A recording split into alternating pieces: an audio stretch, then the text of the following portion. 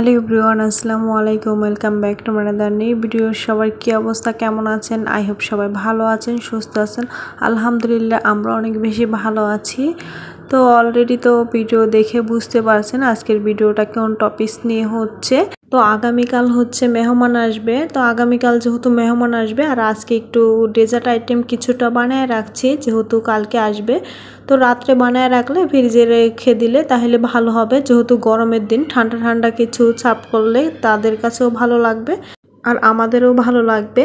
তো এখানে হচ্ছে পুডিং বানাচ্ছি 8টা ডিমের আর পাউডার মিল্ক দিয়ে। তো পাউডার মিল্ক দিয়ে পুডিং বানালেই খেতে অনেক বেশি মজা লাগে লিকুইড মিল্কের থেকে।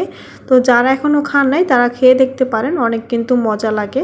তো বড় একটা সাইজের পুডিং বানাচ্ছি। তো পুডিংটা এর মধ্যে বানানো হয়ে গিয়েছে, বেশি একটা সময় লাগে না। পুডিং হতে একদমই অল্প সময়ের মধ্যে হয়ে গিয়েছে আর পুডিং বানানো কিন্তু একদমই ইজি আমাদের কাছে মনে হয়। তো এখানে হচ্ছে নবাবী সেমাই রান্না করব, তাই নবাবী সেমাই রান্না করার জন্য এখানে সব কিছু একসাথে রেডি করে নিয়েছি। যেহেতু অনেক কিছু দিয়ে একসাথে রান্না করতে হয় আর দূরে দূরে থাকলে ভুলে যায় এই কোনটার পর কোনটা দিতে হয়, আর যদি হাতের কাছে থাকে তাহলে একদমই ভুলে যায় না। তো ফার্স্টে ঘি দিয়ে কিশমিশ ভেজে নিয়েছি আর কাজু বাদাম পেস্তা বাদাম এগুলি ভেজে নিয়েছি। ভাজার পর তারপর এখানে হচ্ছে সেমাইটা ভেজে নিয়েছি। তো বনফুলের সেমাই রান্না করছি। বনফুলের সেমাই দিয়ে খেতে কিন্তু অনেক বেশি মজা লাগে। আর আপনাদের সাথে তো নবাবী সেমাই রান্না অনেকবারে শেয়ার করেছি, তো আজকে বেশি একটা শেয়ার করছি না, এমনিতে ভিডিওটা অনেক বেশি বড় হয়ে গিয়েছে। তারপরও যতটুকু পারছি অতটুকু তো আপনাদের সাথে ভিডিও তুলে ধরেছি। তো ফার্স্টে সেমাইটাকে আমি চিনি আর হচ্ছে পাউডার মিল্ক দিয়ে ভেজে নিয়েছি হালকা করে ঘি দিয়ে বেশি করে। তারপর ক্রিম রেডি করার পর এখানে হচ্ছে সেমাইটাকে আমি যে পাটিটার মধ্যে সেট করেছি ওই পাটিটার মধ্যে রেখে দিয়েছি। তারপর পুডিং আর হচ্ছে সেমাই দুইটাকে আমি ফ্রিজে রেখে দিয়েছি। তারপর আর কোনো ক্যামেরা অন করা হয়নি, এটা হচ্ছে সকালবেলা তারপরের দিন। তো আজকে মেহমান আসবে। তো ফার্স্টে এখানে হেঁচি শাক ভাজি করছি। তো হেঁচি শাকটা এত সুন্দর ছিল তাই ভাবলাম এটা ভাজি করে দেই, একটা তো ভাজি থাকবেই, না হলে কি হয়, তো ভাজি থাকলে তাদের কাছে খেতে ভালো লাগবে। তো পোলাও ভাতের সাথে যে কোনো একটা ভাজি তো অবশ্যই দিতে হয়। তো ভাজিটা করার পর তারপর এখানে হচ্ছে একদম ফ্রেশ বিলাতি ধনেপাতা ছিল, তো ওই ধনেপাতাটাকে ভর্তা করব ঝাল ঝাল করে। তারপরে মেহমানের জন্য রান্না এখানে অলরেডি প্রিপারেশন নিয়েছি। প্রথমে চিংড়ি মাছ আর হচ্ছে রূপচাঁদা মাছ, তো দুইটা মাছ লবণ হলুদ মেখে রেখেছি, এতে করে লবণটা বেজতে থাক মাছের মধ্যে, খেতে মজা লাগবে। আর গরুর মাংস আর হচ্ছে মুরগি, দেশি মুরগি নিয়েছি, তো দুইটাই ধুয়ে তারপর সাইডে রেখে দিয়েছি।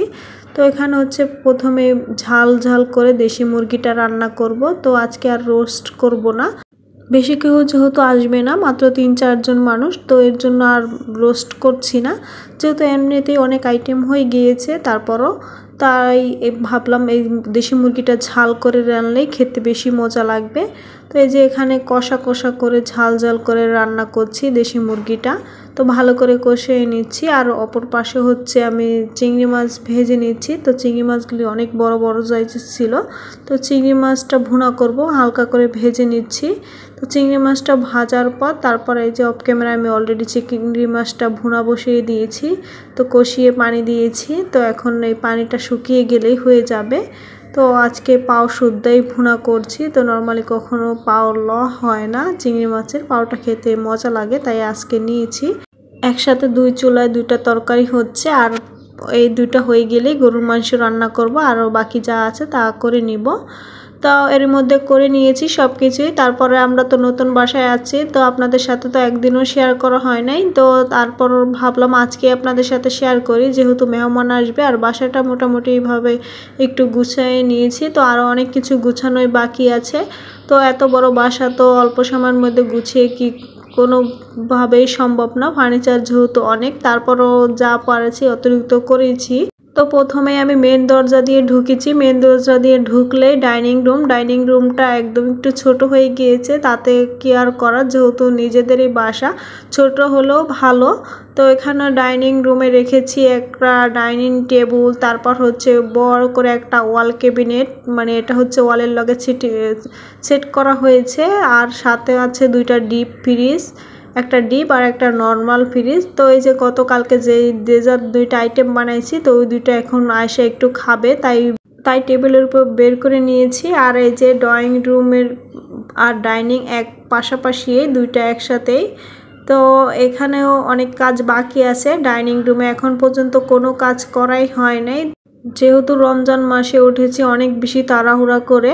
তো এখন উঠছে আর এখন করানো হবে। তো ডাইনিং দুইটা রুমেই কাজ অনেক বাকি আছে, কোনো কাজেই যেহেতু করানো হয় নাই। তো ডাইনিং তো আপনাদের সাথে শেয়ার করে নিয়েছি। তারপরে এই যে আয়েশার রুমে চলে আসলাম। তো আয়েশার রুমে এখন পর্যন্ত কোনো ফার্নিচারই কেনা হয় নাই বলতে গেলে। তো বেডরুম হচ্ছে তিনটা টয়লেট, ডাইনিং, দুইটা বারান্দা সহ এই ফ্ল্যাটটা। তো এই যে এখানে হচ্ছে আয়েশার রুমে একটা বারান্দা আছে। আয়েশার রুমে এই যে ওয়ারড্রোবটা দেখছেন, ওই ওয়ারড্রোবটা ওখানে রাখবে না, এটা সরিয়ে ফেলবে, আপাতত রেখেছে। তো আয়েশার রুমে এখনও কোনো ফার্নিচারে কেনা হয় নাই, তো ফার্নিচার কিনবে। তো আয়েশার বারান্দায় গিয়েছি। তো আয়েশার বারান্দা থেকে সুন্দর একটা ভিউ দেখা যাচ্ছে। তো এই রুমের তারপরে যে এখানে একটা ওয়াশরুম আছে। তো ওয়াশরুমটা মোটামুটি ভালোই বড়। তারপরে এই যে আয়েশার রুমে সিলিং ডিজাইন করা হয়েছে। তো সিলিং ডিজাইনটা দেখতে কিন্তু অনেক বেশি সুন্দর হয়েছে। আর এই যে একটা খাট, তো এই খাটটা ওয়াল সিটিং করেছে।